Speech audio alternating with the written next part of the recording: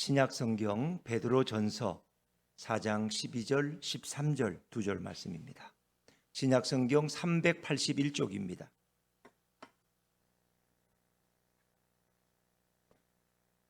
베드로전서 4장 12절부터 13절까지 말씀입니다.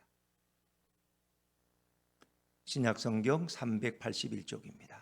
베드로전서 4장 12절 13절 2절 말씀을 저와 여러분이 한 목소리로 같이 읽겠습니다. 시작.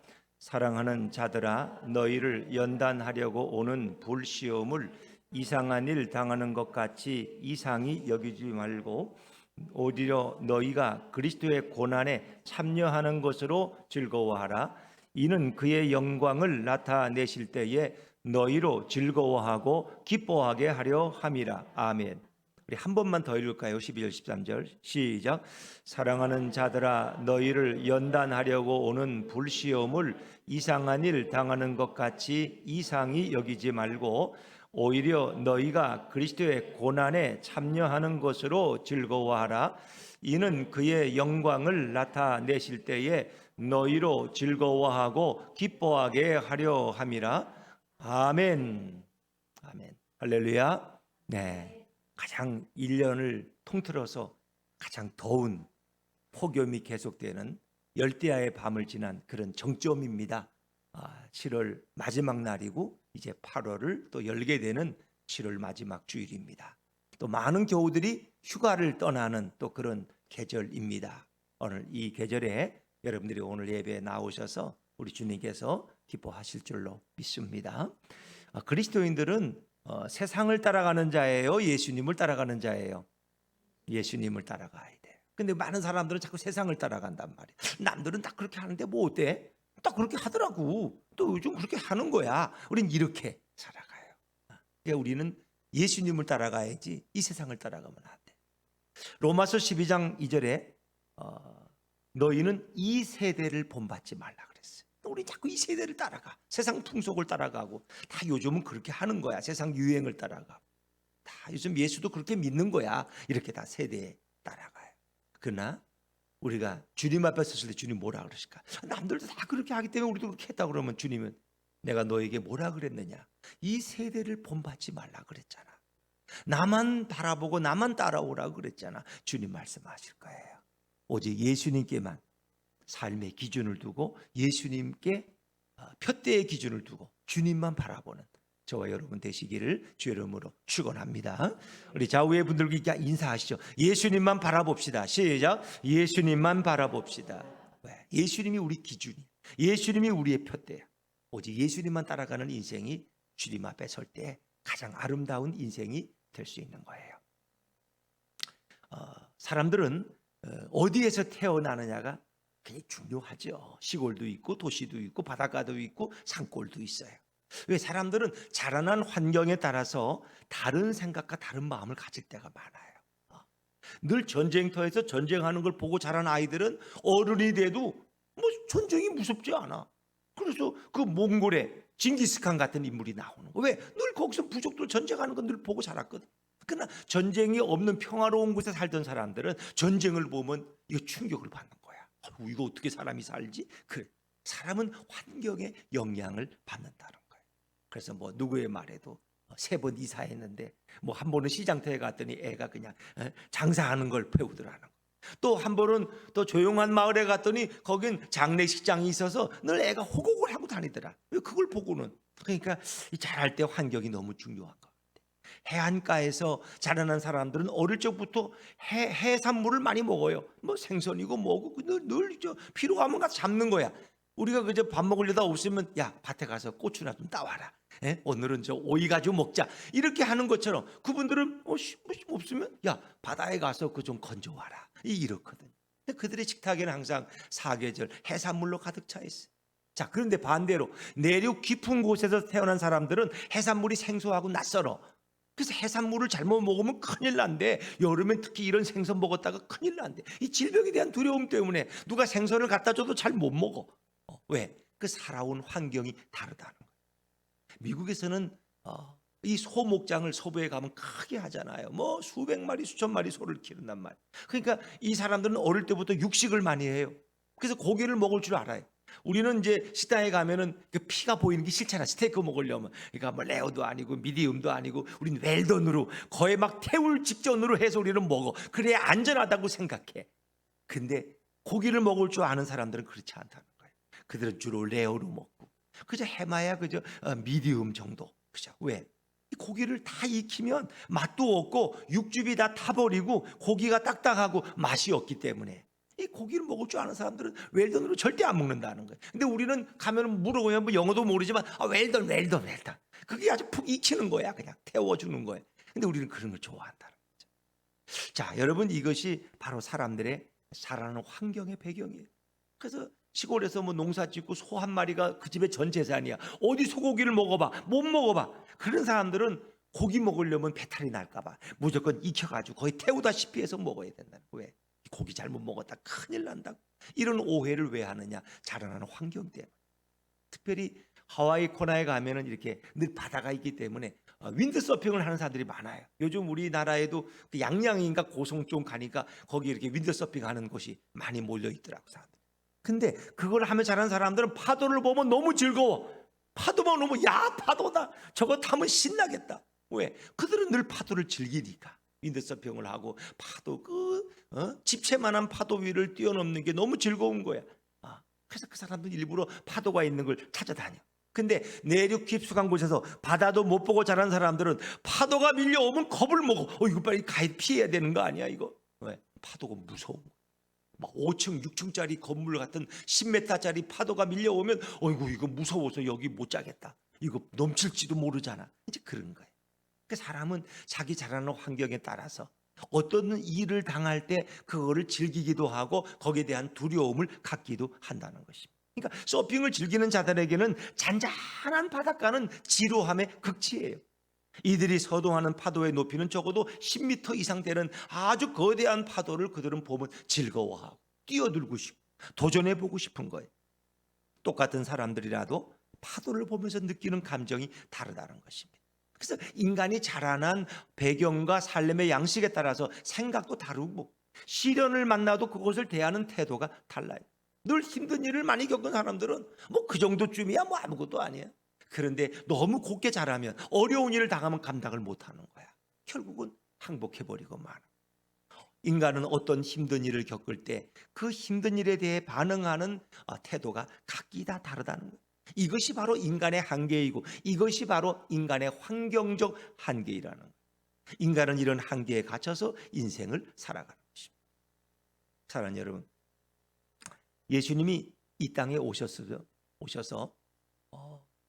예수님의 그림자를 섬기던 유대교를 닫으십니다. 이게 유대교가 섬기던 건 다 예수님의 그림자야. 그 성막의 모든 기구들은 다 예수님의 그림자를 담고 있는 거야. 그 예수님이 실체야. 예수님이 오시면 그 모든 것이 다 증명되는 거예요. 근데 하나님께서 이제 예수님을 이 땅에 보내셨어요. 그래서 예수님을 중심으로 기독교를 세우셨어요. 그러니까 유대교를 폐하신 거야 이제는. 그런데 사실 이 땅에 예수님을 믿고 새롭게 신앙을 갖게 된 기독교인들은 예수님을 믿는다는 이유 때문에 회당에서 유대인들에게 채찍질을 당하고 죽임을 당하기도 하고 회당 밖에서는 미움과 차별을 받고 초형까지 받아. 유대교인들은 유대교가 단지 알아. 그 유대교라는 건 이 땅에 오실 메시아 하나님의 아들이신 예수님이 오시기 위해서 예표적으로 보여준 것에 불과하다는 거예요. 근데 그게 전부인 줄 알아. 정말 그 실체가 되시는 본질이 되시는 예수님이 오셨을 때 그들은 예수님을 몰라본다는 거예요. 이게 문제야. 껍데기만 붙들고 본질을 몰라봐. 이게 얼마나 부끄럽고 어리석은 일이냐. 그래서 그 당시 기독교인들은 처음에 너무너무 차별도 많이 받고 너무너무 고난을 많이 당했어요. 멀쩡한 사람이 예수님을 믿고 난 후에 동네에서 핍박을 받고 갖고 있던 재산도 빼앗기고 그리고 불시험을 당하는 거예요. 초대교회 교인들은 단지 예수를 믿는다는 이유 때문에 수많은 박해를 받아야 돼. 아니 그 예수님이 하나님이시고 하나님의 아들로 오신 분인데 왜 그분을 믿는다고 이런 어려움을 겪어야 될까? 우리는 이것을 가리켜서 불시험을 당했다. 시험은 시험인데 보통 뜨겁고 어려운 시험이 아니야. 그러니까 불시험이야. 인간이 경험한 것 중에 제일 고통스러운 게 이 불자가 들어가면 고통스러운 거예요. 불자가 들어가. 이게 뭐 불낙지 뭐 이런 것도 있대. 너무 매워 그냥 그런 거. 그러니까 너무 힘든 거. 그래서 사람이 죽는 것 중에 제일 고통스러운 게 화형이야. 불에 태워 죽이는. 그러니까 불자가 들어가면 다 힘들다는 거 아시죠? 그래서 이것을 불시험이라 그랬어요. 예수님을 섬기는 것이 즐거움이 되어야 하고 예수님을 섬기는 것이 기쁨이 되어야 하는데 초대교회 교인들은 그런 즐거움과 기쁨은커녕 환경적으로 누리지를 못해. 예수님을 믿기 때문에 사람들에게 존경도 받지 못하고 멸시와 천대의 대상이 되는 거예요. 예수님을 믿기 때문에 누가 알아주는 자도 없고 예수님을 믿기 때문에 수많은 고난을 받아야 돼. 그 수많은 고난이 오늘 12절에서 불시험이라고 말한다. 시험이라는 것은 고난을 의미하는데 그 고난의 강도가 크면 그것을 불시험이라 그래. 불시험. 보통의 시험이 아니야. 초대교인들에게 예수님을 믿는다는 이유로 그 불시험이 빈번하게 찾아왔다는 거예요. 근데 오늘 본문에서 베드로는 뭐라 그래요? 그 불시험을 당할 때 이상한 일 당하는 것이 여기지 말라는 거예요. 불시험을 당할 때 어떻게 이상하지 않게 여길 수가 있어요? 자, 12절 말씀을 우리 다시 한번 읽어볼까요? 12절입니다. 시작. 사랑하는 자들아, 불시험을 이상한 일 당하는 것 같이 이상히 여기지 말고. 이런 불시험이 오면은 이상하게 여기지 말라는 거예요. 그러니까 베드로는 오히려 불시험을 당하는 자들에게 그 불시험을 빨리 피하라고, 안전한 곳으로 가라고, 그 불시험을 벗어나야 한다고 이렇게 설교해야 맞는데 오늘 본문에서 베드로는 어떤 생각인지 그걸 이상하게 말하고 있는 거예요. 오히려 그것을 즐겁게 여기라는 거야. 아니 불시험을 즐거울 자가 어디 있어요? 불로 내 몸을 막 지지는데 이게 즐겁다고 말할 자가 어디 있어요? 그런데 왜 베드로는 그렇게 말씀하고 있느냐? 자, 13절 말씀으로 건너뛰어 볼까요? 13절 시작. 오히려 너희가 그리스도의 고난에 참여하는 것으로 즐거워하라. 이는 그의 영광을 나타내실 때에 너희로 즐거워하고 기뻐하게 하려 함이라. 아멘. 그렇습니다. 인생에서 찾아오는 고난과 고통이 어떻게 즐거움이 될 수 있고 인생에 찾아오는 아픔과 슬픔을 어떻게 즐겁게 맞이할 수 있습니까? 이게 정상입니까? 베드로는 예수님을 전했지만은 초대 교인들이 받은 그 불시험에 대해서 별로 아는 게 없으니까, 할 말이 없으니까 고난에 참여하는 걸 오히려 즐거워하라고 무책임한 설교를 하고 있는 게 아닐까? 이것은 베드로가 초대 교인들이 당하는 불시험에 별 관심이 없어서 이런 식으로 말하고 있을까? 그래서 어찌 보면 베드로는 비상식적인 목회자 같이 보이고 초대 교인들의 아픔을 전혀 이해하지 못하는 무지한 자라고 평가할 수밖에 없는 거예요. 베드로는 오늘 본문에서 큰 착각을 하고 있어요. 아니 이상히 여기지 말라고. 어떻게 불시험이 정상이에요? 고난과 시련이 정상이에요? 그걸 왜 이상하게 여기지 말라고 말할까? 마치 인생에 찾아오는 불시험을 기다렸다는 듯이 가서 반갑게 받아들이란 말입니까? 오히려 즐거워하고 기뻐하라고 너무나도 쉽게 남의 이야기하듯이 베드로는 말하고 있습니다. 그렇다면 예수님을 믿기 때문에 받은 불시험의 고난을 당연하게 여겨야 되는 걸까요? 아니 그 불시험이 찾아오면 마중이라도 나가란 말입니까? 불시험이라는 것이 그저 단지 가벼운 감기 정도밖에 안 되는 것입니까? 어떤 분들은 그래요. 그 코로나 그거 감기 정도밖에 안 돼. 진짜 걸린 분들 감기 정도밖에 안 됩니까? 감기보다는 10배는 힘든 것 같아.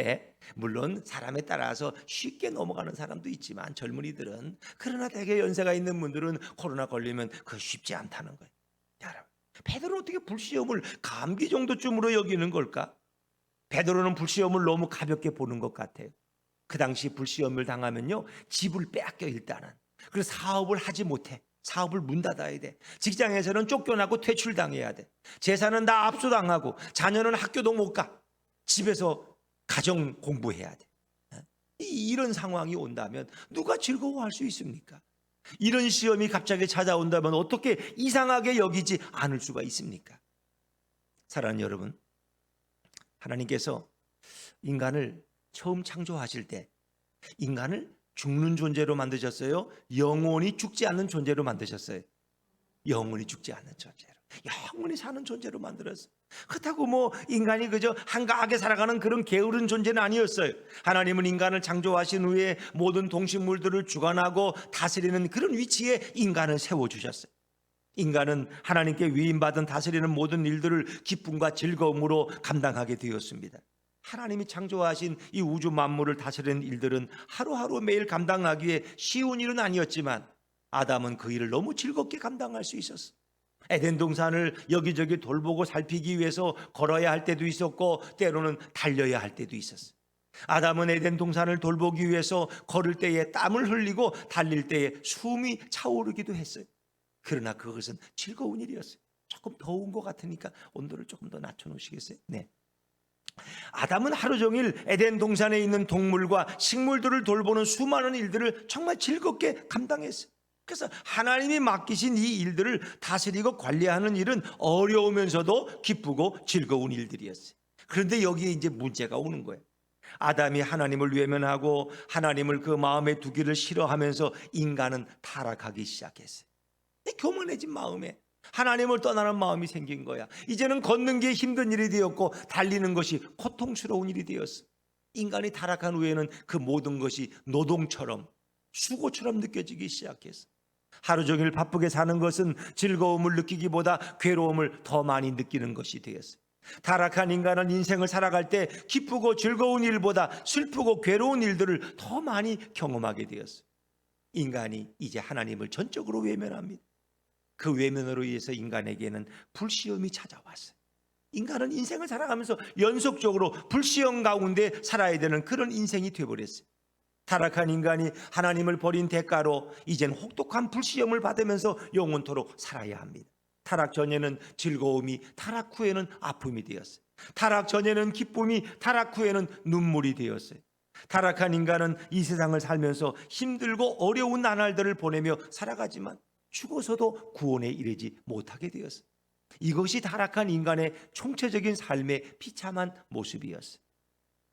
베드로는 그 당시 초대교회 교인들에게 예수님을 믿다가 갑자기 찾아오는 이런 여러 가지 환난과 불시험을 만나게 되면 어떻게 해야 하는지 분명히 우리에게 말씀해 주고 있어요. 불시험이란 초대교회 교인들도 누구든지 다 인간이면 피하고 싶은 게 불시험이에요. 그러나 이것은 오히려 교인들을 죽이려는 것이 아니고 교인들을 살리려는 것이라고 분명히 말씀하고 있습니다.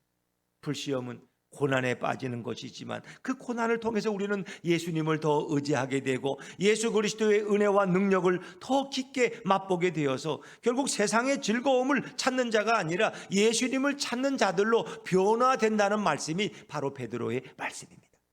그래서 불시험은 초대교인들을 죽이려는 것이 아니라 초대교인들을 살리려는 의도에서 시작된 줄로 믿습니다.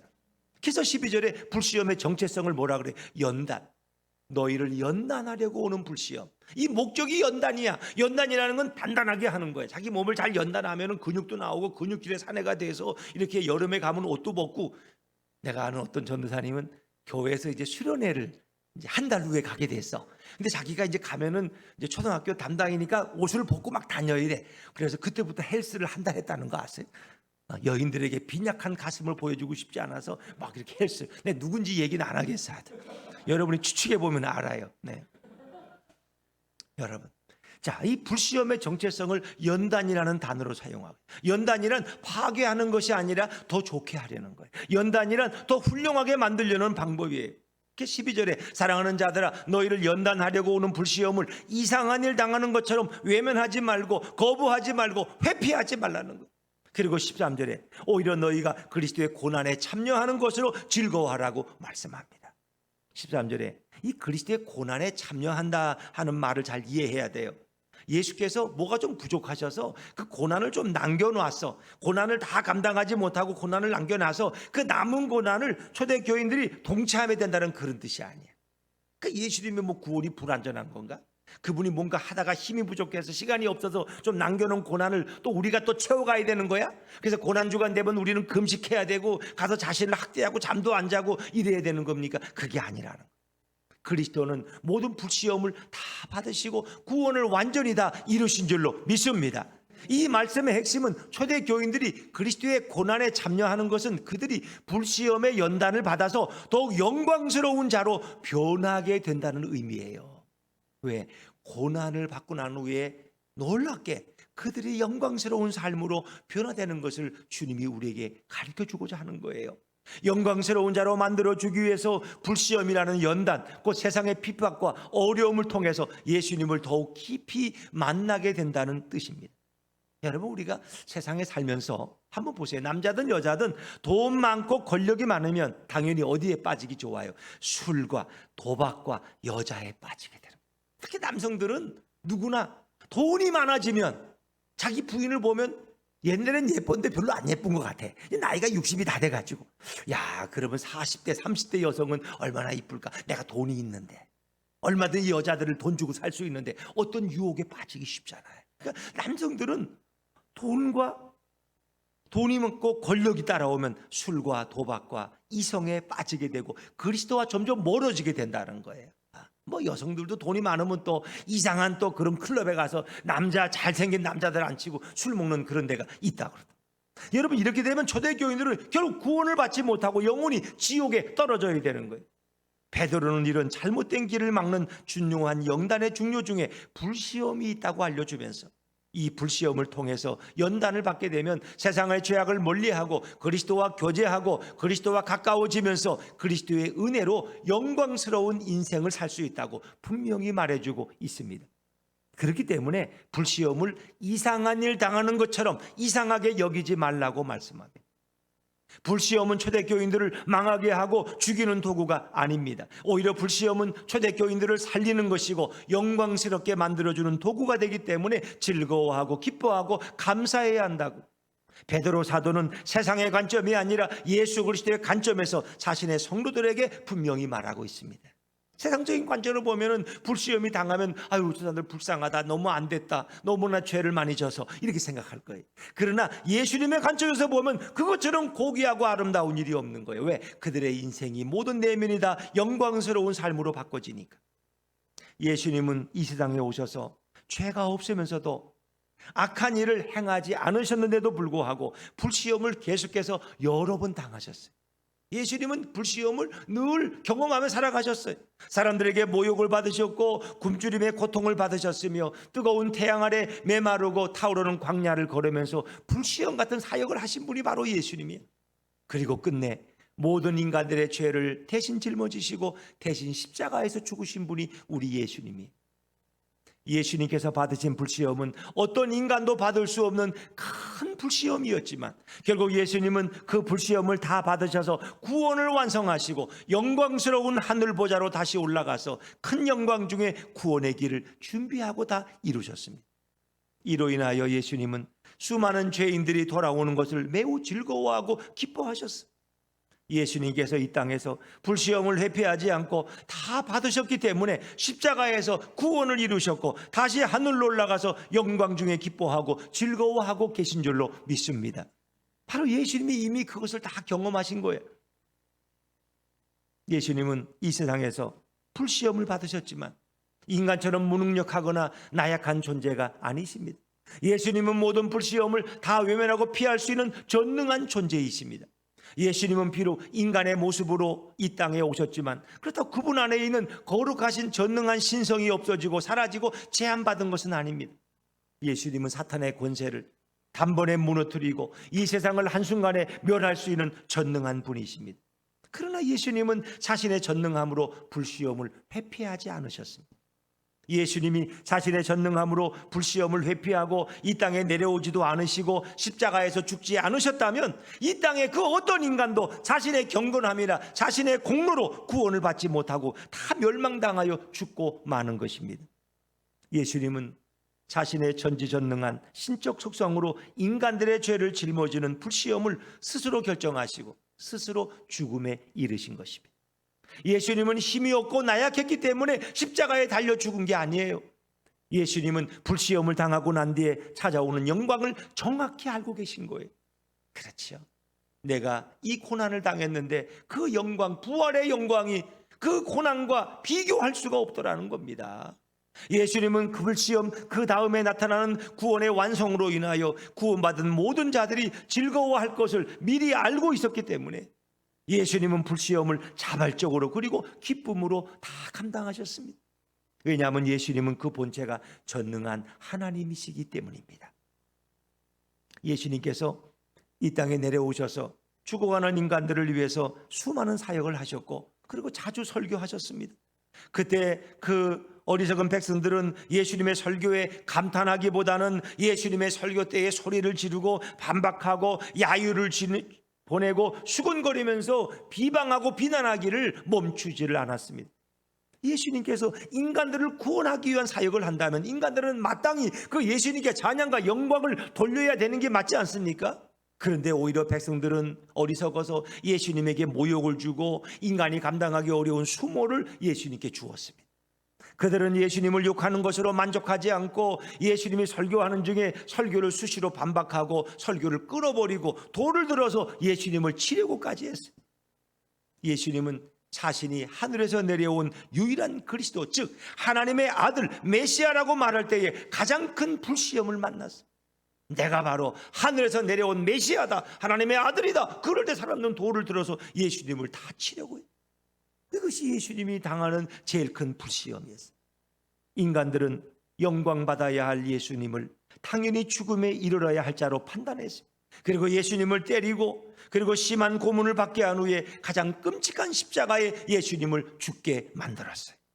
예수님은 무슨 죄를 짓거나 무슨 잘못을 해서 죽는 것이 아닙니다. 자신이 하늘에서 내려온 유일한 구세주라고 말할 때 백성들은 귀를 막고 예수님을 능욕하여 죽였습니다. 예수님은 그 모든 능력과 수모를 다 감당하시고 우리의 죄의 짐을 짊어지고 십자가에서 쓸쓸히 외롭게 죽어가셨습니다. 사랑하는 여러분, 예수님께서 이 땅에 인간의 모습으로 오셨을 때 그 불시험을 어떤 마음과 어떤 자세로 감당하셨을까요? 자, 우리 성경을 좀 읽어보죠. 마가복음 14장 22절부터 26절까지 좀 긴 말씀이지만 마가복음 14장 22절 26절입니다. 우리 같이 천천히 읽겠습니다. 시작. 그들이 먹을 때에 예수께서 떡을 가지사 축복하시고 떼어 제자들에게 주시며 이르시되 받으라, 이것은 내 몸이니라 하시고 또 잔을 가지사 감사 기도하시고 그들에게 주시니 다 이를 마시매 이르시되 이것은 많은 사람을 위하여 흘리는 나의 피 곧 언약의 피니라. 진실로 너희에게 이르노니 내가 포도나무에서 난 것을 하나님 나라에서 새 것으로 마시는 날까지 다시 마시지 아니하리라 하시니라. 이에 그들이 찬미하고 감람산으로 가니라. 아멘. 26절을 한 번 더 읽죠. 시작. 이에 그들이 찬미하고 감람산으로 가니라. 자, 여러분, 예수님께 불시험이라는 건 어떤 거예요? 오늘 본문에서 자신의 몸을 주어야 되고 자신의 피를 주는 것이 예수님께는 가장 큰 불시험이에요. 자신의 살을 찢어주고 자신의 피를 흘리면 그 생명을 잃는 것인데 그게 가장 큰 불시험이지 그보다 더한 불시험이 어디 있겠어요? 예수님은 이 땅에 오셔서 제자들과 마지막 저녁 식사, 저녁 마지막 만찬을 하시면서 자신의 몸과 살을 모든 자들에게 주실 것이라고 말씀하십니다. 자신의 살과 피를 주는 불시험보다 더 큰 불시험은 세상 어디에도 없어요. 아무리 고통이 크다고 할지라도 자신의 살을 찢고 자신의 피를 흘리며 죽음에 이르는 불시험은 없는 겁니다. 예수님은 자신의 살과 피를 제자들에게 주겠다고 말씀하시면서 저녁 식사를 마치고 감람산으로 올라가십니다. 그러니까 예수님이 죄인 취급을 받기 전에 마지막으로 등산하신 곳이 감람산입니다. 예수님은 죽기 전에 감람산으로 올라가시면서 앞으로 당할 모든 일들을 다 알고 계셨습니다. 자신이 참혹하게 죽어야 한다는 모든 사실을 예수님은 이미 알고 계셨어요. 모든 것을 다 아시는 예수님은 마땅히 감람산에 올라가면서 슬퍼해야 되고 우울하게 생각해야 되고 두려워해야 되는 거 아닙니까? 그런데 예수님에게 그런 모습은 전혀 없어요. 예수님은 오히려 감람산에 올라가면서 찬미, 곧 찬양을 하셨어요. 이 찬양은 예수님 자신을 위로하는 무거운 찬양이 아닙니다. 자신이 죽음으로 인간도 예수님도 다시 영광스러운 존재가 된다는 이 놀라운 역사를 우리 예수님은 찬양하고 계십니다. 예수님은 죽음으로 가는 무거운 발걸음을 걸었지만 하나님께 감사와 기쁨과 찬양을 올린 줄로 믿습니다. 예수님은 자신에게 찾아오는 불시험을 회피하려고 하지 않으셨습니다. 오히려 이 땅의 죄로 말미암아 죽어가는 고통스러운 죄인들에게 의의 영광을 전달해 주려는 기쁨과 즐거움의 마음이 예수님의 마음에 가득했습니다.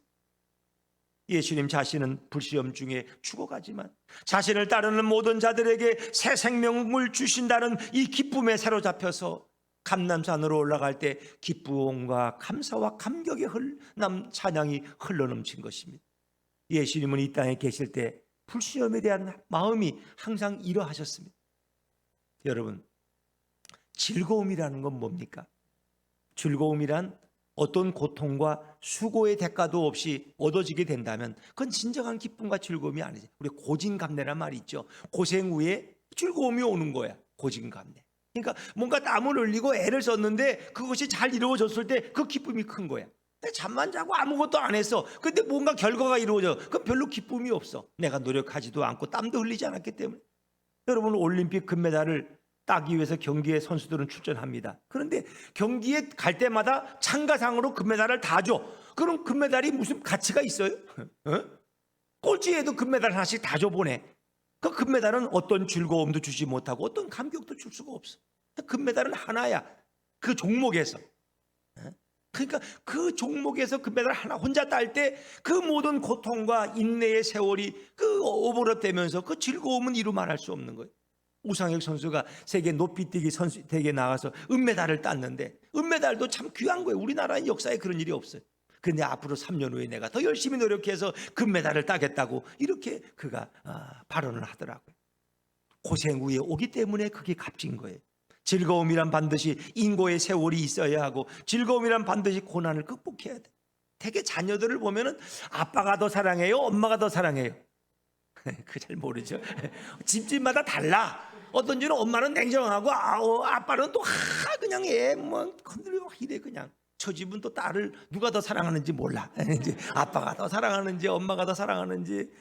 근데 이제 일반적으로는 엄마들이 더 사랑한다고 우리는 그렇게 알고 있어. 왜? 모성이 강하기 때문에 그 애를 낳기 위해서 너무 고난의 시간을 보냈거든. 10개월 동안 그 무거운 걸 품에 안고 있고 또 출산할 때 그 생명을 건 그 싸움 아닙니까? 왜? 출산하다가 너무 많이 죽으니까. 그러니까 생명을 걸고 그 아이를 이 땅에 탄생시키는 거야. 그래서 우리 아이는 또 우리 손자는 그래. 아빠는 아무것도 안 했대. 엄마가 나만 낳았대. 그래서 야 그게 아니야. 아빠가 옆에서 얼마나 애썼는데. 야 그 낳은 사람만 부모냐? 옆에서 지켜보는 것도 힘든 거야. 그래 내가 설명을 해줘도 애가 잘 이해를 못해 아직도. 엄마가 최고대. 아빠는 별로대. 할 일이 없대. 아빠는 아무것도 안 했대. 걔가 뭘 모르고 하는 얘기예요. 여러분, 이 즐거움이란 불시험을 통과했을 때 즐거움이 오는 거예요. 그냥 놀다가 오면 아무 가치가 없는 거예요. 고난에 참여한 사람들은 그 고난의 과정을 거치면서 더욱 연단을 받아서 자신의 뜻을 이루게 됩니다. 이럴 때 진정한 즐거움과 기쁨이 있습니다. 불시험도 없고 어떤 어려움도 없다면 그 것은 결국 즐겁지도 않고 기쁘지도 않은 거예요. 그렇다고 예수님은 불시험을 즐기신 그런 분은 아닙니다. 예수님은 불시험을 통해서 타락한 인간들을 구원하고 타락한 인간들을 다시 영광스러운 존재로 만들어주는 것에 대해서 매우 즐거워하셨고 매우 기뻐하셨어요. 예수님은 자신을 찢는 고통 속에서도 고통 이후에 찾아오는 영광을 보셨기 때문에 모든 불시험을 즐거움으로 다 감당하셨어요.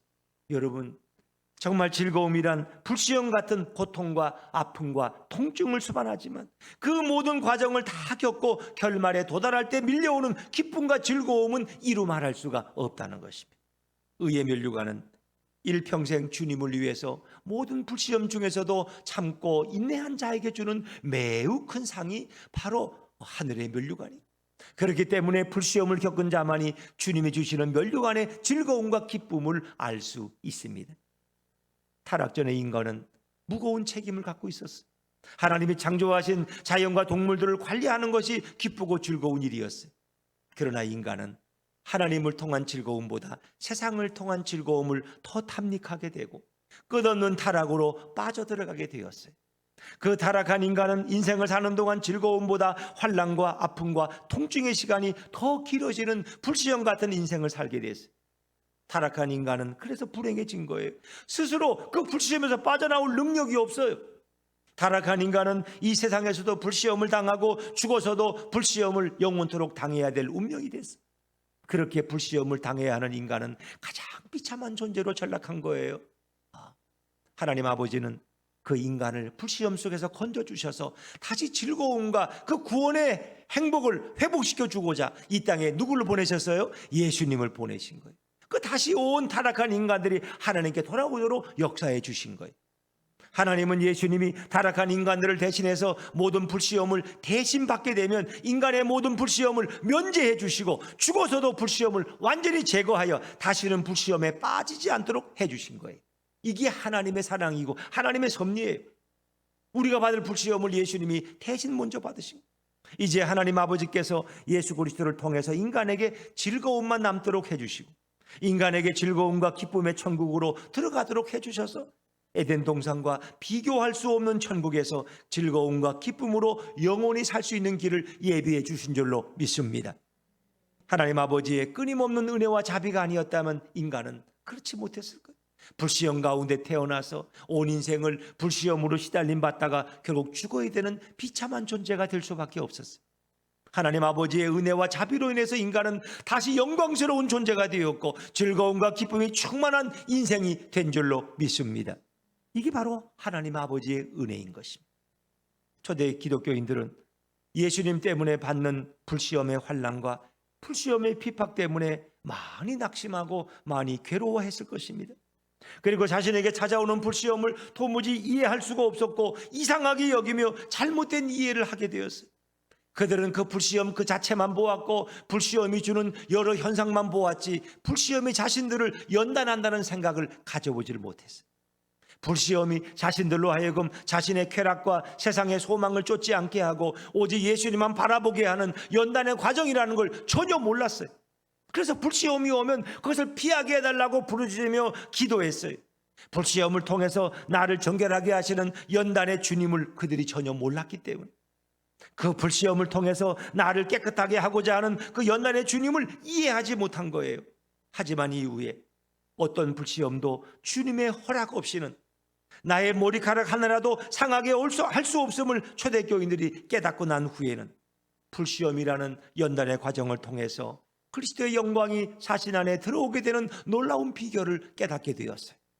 어떤 불시험 뒤에는 즐거움과 기쁨이 기다리고 있고 어떤 불시험도 자신의 인생을 파괴할 수 없으며 오히려 자신의 인생을 영광스럽게 해주시는 그 주님을 바라보고 난 후부터 인간에게 놀라운 변화가 생겨나기 시작했어요. 어떤 불시험도 이제는 더 이상 회피하지 않고 그 모든 것을 다 받아들이고 불시험 가운데서도 예수님께 기도하면 어떤 응답도 해주신다는 것을 알게 되었습니다. 불시험을 통해 초대교인들은 많은 위기도 겪지만 그때마다 기가 막힌 예수님의 역사로 인하여 고통의 순간을 벗어나는 놀랍고 즐거운 일들을 경험하게 되었습니다. 그리고 불시험을 통해서 죽음에 이르게 될 때에 어차피 한번 죽어야 하는 인생인데 주님께서 순교자의 상급을 주시려고 천국으로 인도하시는 것을 깨닫고 기쁨과 평안으로 죽음을 받아들였습니다. 앞에 계셔서 좀 미안하지만 우리 장기분 성도님 버마에 갔을 때 그 아웅산에 갔을 때 하나님이 거기서 다른 동료들처럼 데려가실 수도 있어요. 차관도 데려가고 장관도 데려가는데 왜 장기분 성도님 못 데려간 거예요? 근데 못 데려갈 이유가 한 가지 있었다는 거 아세요? 그게 뭐예요? 네? 아직 예수를 안 믿었기 때문에 아직 예수품 교회에 나오지 않았고 예수품 교회가 그때는 개척이 안 됐거든. 예수를 아직 안 믿고 있었던 거야. 예수를 안 믿는 상태에서 거기 불시험에 그냥 넘어가 버리면 이게 천국에 갈지 지옥에 갈지 아무도 몰라. 그래서 하나님이 거기서 보호하신 거예요. 저번에 간증하셨지만 그 뒤에 파편이 여러 개 맞았잖아요.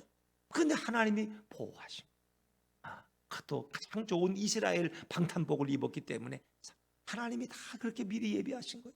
만약에 그것이 구멍이 막 뻥뻥 나는 가짜 방탄복을 입혀놨더라면 어떡할 뻔했어요.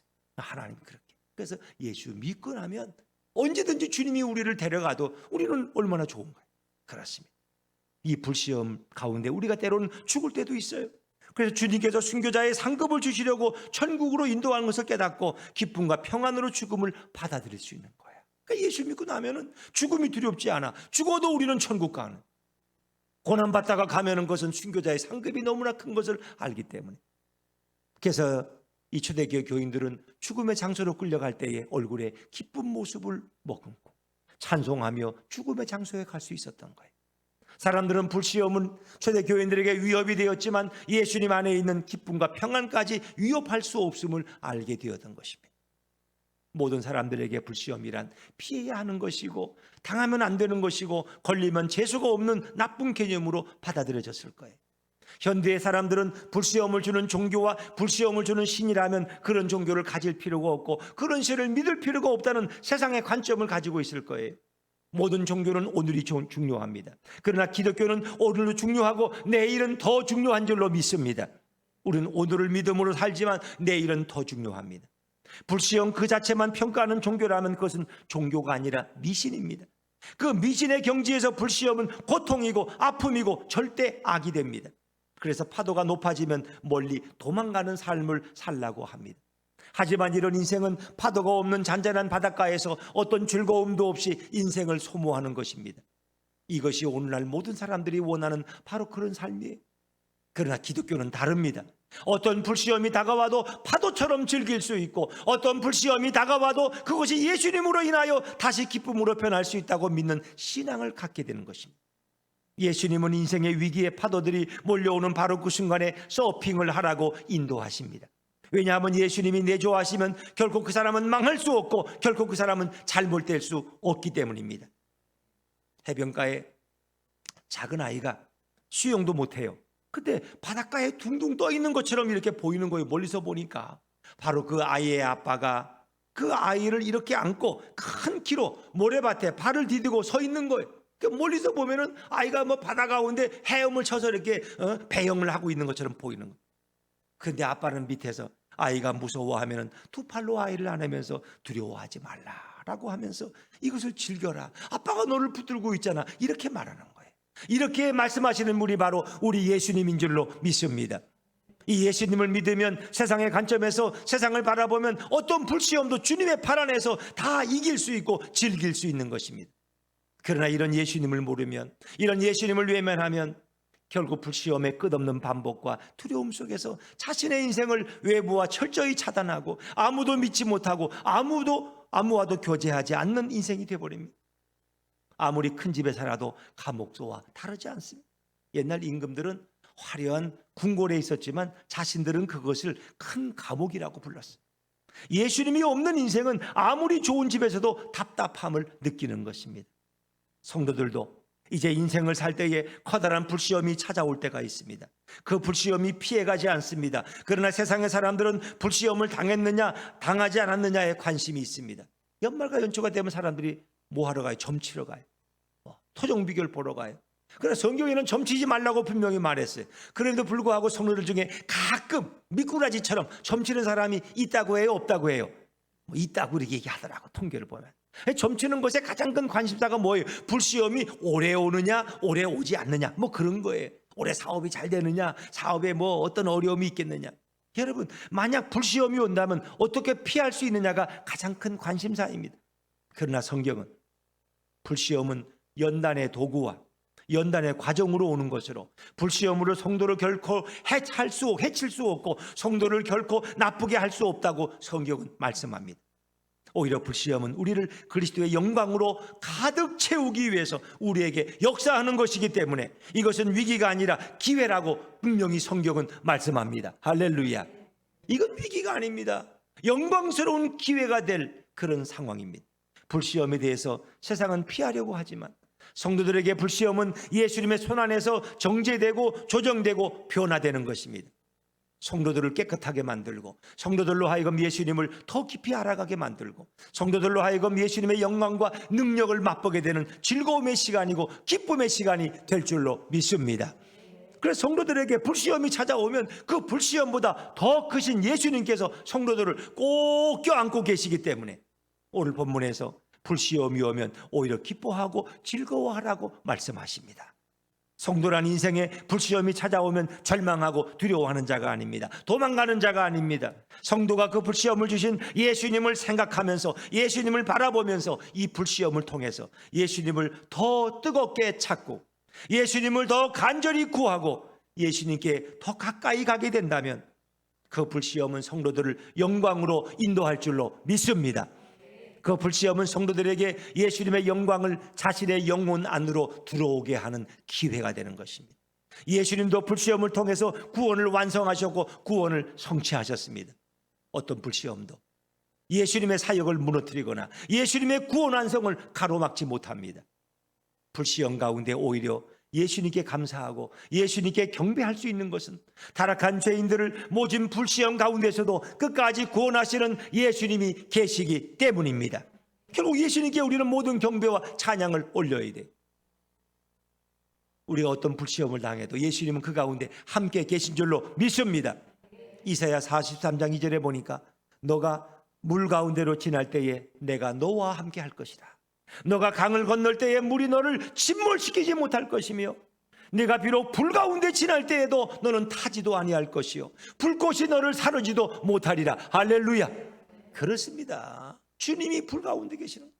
여러분, 사드락과 메삭과 아벳느고가 어떤 일을 당해? 다니엘의 세 친구 우상에게 절하지 않으려다가 풀무불 속에 던져놓잖아요. 그것도 10배로 더 뜨겁게 그들을 던져놓는 로마 군병들이 다 불태서 없어져 버려. 그런데 그들은 그 불 속에서 온전히 머리털 하나 상하지 않아. 3명을 집어던졌는데 4명이 거닐고 있어. 거기 누가 계셔서 기다리고 계셨어? 예수님이. 할렐루야. 그 불시험 가운데 예수님이 계신 거야. 다니엘을 미워해가지고 사자굴 속에 모함을 집어넣었는데 다니엘은 평안하게 거기서 잠자고 나왔어. 왜? 거기 사자들이 잡아먹는 게 아니라 천사들이 와서 사자들의 입을 다 막아버렸어. 예수님이 거기도 계셨어요. 할렐루야. 우리는 불시험이 두렵지 않아. 왜? 주님이 거기 나를 껴안고 계시는데, 주님이 나를 보호하고 계시는데 불시험이 어떻게 나를 해쳐요? 오히려 영광스러운. 사자굴에 살아남은 사람은 이건 신이 아니면 이건 의인이야. 그래서 다니엘은 그때부터 의인처럼 대접받았어. 이런 의인을 함부로 무고한 자들은 다 사자굴에 집어넣으라는 거야. 그들의 법이. 그래가지고 그들은 다 사자가 잡아먹었어. 근데 다니엘은 의인이 되어서 더 존경받고, 왕이 5번 바뀌어도 다니엘은 계속 국무총리 했다는 거 아세요? 우리나라는 국무총리 재임이 길어요? 대통령이 길어요? 대통령이 길지. 5년 동안 하면서 국무총리 5번, 6번 바뀌어. 어떤 사람은 3일 동안 하다가 또 나가고. 그런데 다니엘은 왕은 5번 바뀌어도 국무총리를 5년 동안 5번 했어. 세상. 이건 왜? 하나님이 그의 풀무불의 고난을 통해서 그를 더 영광스럽게 사용했기. 할렐루야. 사랑하는 여러분, 우리가 인생을 살면서 이제 마지막 결론의 말씀입니다. 우리가 인생의 불시험을 어떤 자세로 맞이하느냐가 너무 중요해요. 불시험이 찾아오면 얼마나 그 불시험을 피하려고만 했는가. 마치 고아처럼 세상에서 외로워하며 세상에서 괴로워하며 홀로 두려움 속에서 얼마나 헤매었습니까? 마치 예수님이 안 계신 것처럼, 마치 예수님이 죽은 것처럼, 마치 예수님이 무능력한 것처럼 우리는 그렇게 신앙생활을 하면서 살아온 적이 얼마나 많았습니까? 그러나 이제는 불시험 넘어 계시는, 불시험 가운데 함께 하시는 예수님을 바라봐야 할 줄로 믿습니다. 그 불시험을 주관하시며 우리를 연단의 도구로 사용하시고 우리를 거룩한 삶의 도구로 활용하시면서 불시험 중에서 예수님을 알게 하시고 예수님을 만나게 하시고 예수님과 깊이 교제를 하게 하시는 그 영광된 예수님을 경험해야 할 줄로 믿습니다. 우리가 불시험 가운데서도 즐거워하고 기뻐하는 것은 그 불시험 위에 계시는 예수님이 존재하기 때문입니다. 우리는 그동안 인생을 살면서 불시험을 주목하여 바라보았습니다. 그래서 그 불시험이 얼마나 크고 강한지를 뚜렷하게 쳐다보는 인생을 살았습니다. 그러나 우리는 정작 그 불시험을 주관하시고 그 불시험보다 더 크신 예수님을 보지 못했고 예수님을 찾지 못했습니다. 불시험이 찾아오면 우리는 과거에 이불을 뒤집어 쓰고 답답해하고 울기만 했습니다. 왜 내 인생에 이런 불시험이 찾아왔습니까? 왜 내 인생에 나만 이런 불시험을 당해야 합니까? 왜 나만 이런 불시험 속에서 신음해야 합니까? 도대체 예수님은 나에게 왜 이런 불시험만 자꾸 주시는 겁니까? 우린 예수님을 한없이 원망했고 우린 예수님을 심지어 미워하기까지 했습니다. 다음 주에는 절대 교회 안 나가겠다고 생각했다가 주일 되면 또 마음이 약해서 또 나올 때도 있었어요. 불시험을 통해서 세상을 사랑했던 죄를 버리고 영광의 주님을 만나게 된다는 그런 생각을 해본 적이 없어요. 불시험을 통해서 내가 예수님으로 인하여 더욱 즐겁고 기쁘게 된다는 그런 생각을 해본 적이 없어요. 예수님을 아는 자들이고 예수님을 믿는 자들이라면 우리는 불시험을 즐겁게 맞이해야 되고 우리는 인생의 불시험을 기뻐해야 할 줄로 믿습니다.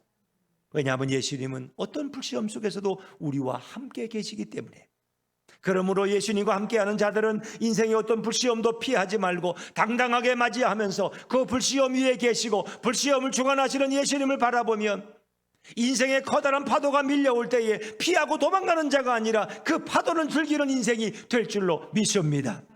그 파도로 인하여 기뻐하며 신나는 인생이 됩니다. 그 불시험만 바라보는 자는 인생을 살면서 원망과 도망을 반복하지만 불시험을 넘어 계시는 예수님을 바라볼 수 있는 자는 그 불시험의 파도로 신나는 인생을 살게 되고 더욱 영광스러운 삶을 소망하게 될 줄로 믿습니다. 사랑하는 여러분, 마지막 결론입니다. 어떤 인생의 불시험 속에서도 예수님으로 인하여 승리하고 감사하는 우리 예수품 경도들 다 되시기를 주의 이름으로 축원합니다. 우리 일어나셔서 주 품에 우리 함께 찬양하시겠습니다. 주 품에 품으소서.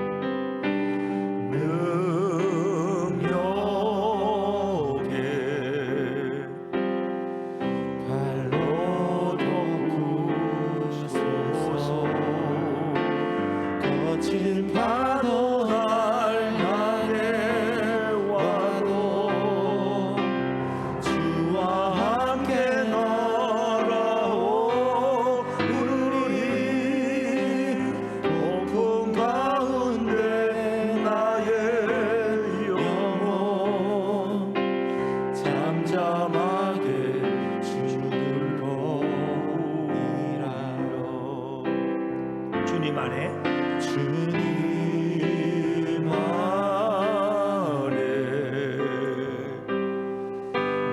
거하리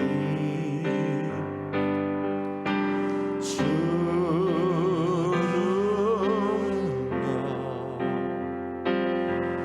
나 잠잠히 미네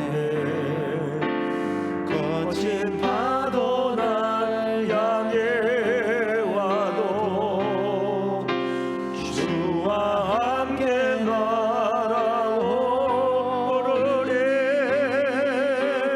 폭풍 가운데 나의 영혼 잠잠하게 주를 보리라.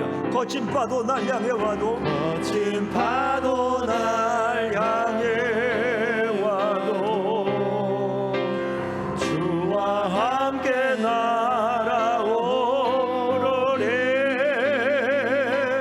폭풍 가운데 나의 영혼 잠잠하게 주를 보리라. 거친 파도 날 향해 와도 거친 파도 날 향해 와도 주와 함께 날아오르리